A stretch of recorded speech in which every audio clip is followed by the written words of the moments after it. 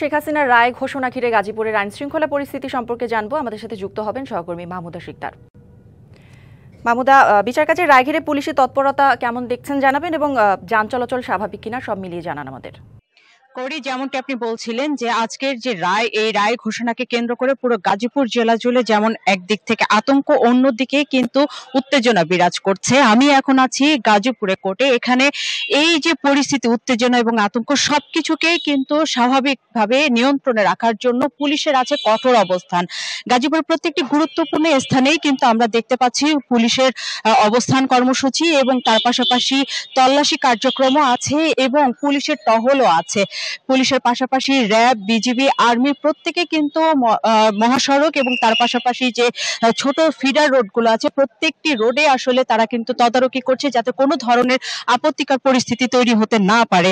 এবং তার পাশাপাশি একটু বলে রাখি যে গতকাল রাতে কিন্তু গাজীপুরের টঙ্গী এলাকাতে একটি সাউন্ড গ্রেনেড বিস্ফোরণ ঘটনা ঘটে, এবং সেটি টঙ্গীর যে পুলিশ বক্স আছে সেই পুলিশ বক্সের পাশেই কিন্তু এরকম একটি দুর্ঘটনা ঘটে। ফ্লাইওভারের উপর থেকে কে তারা মোটরসাইকেল যুগে যাওয়ার সময় কিন্তু তারা এই ধরনের সাউন্ড গ্রেনেডটি নিক্ষেপ করে। এছাড়া গাজীপুরে এখন পর্যন্ত কিন্তু পরিস্থিতি স্বাভাবিক আছে। তার পাশাপাশি স্কুল কলেজের ছাত্রছাত্রী তারাও কিন্তু যাচ্ছে, এবং আদালতে কিন্তু আজকে আসামি আনা বন্ধ আছে। আমি যদি এখানে সাধারণ যারা মানুষ আছে তাদের কাছ থেকে একটু জানতে চাই যে আজকের যে রায়, আপনারা আসলে কেমন রায় আশা করছেন?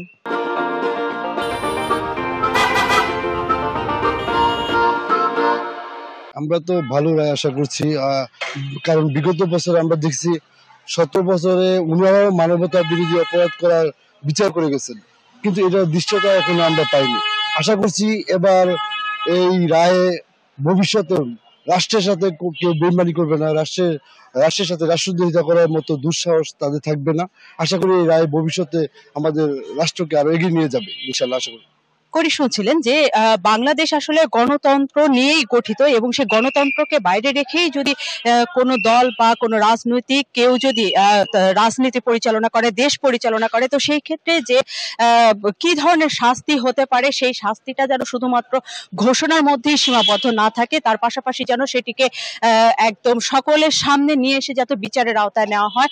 তো এই সাধারণ মানুষ এবং প্রত্যেকের কিন্তু এই একটি আশা। এই ছিল এখন পর্যন্ত গাজীপুরের যে আইন শৃঙ্খলা পরিস্থিতি এবং সাধারণ মানুষের যে আতঙ্ক, সবকিছু নিয়ে সর্বশেষ তথ্য। মাহমুদা, ধন্যবাদ আপনাকে।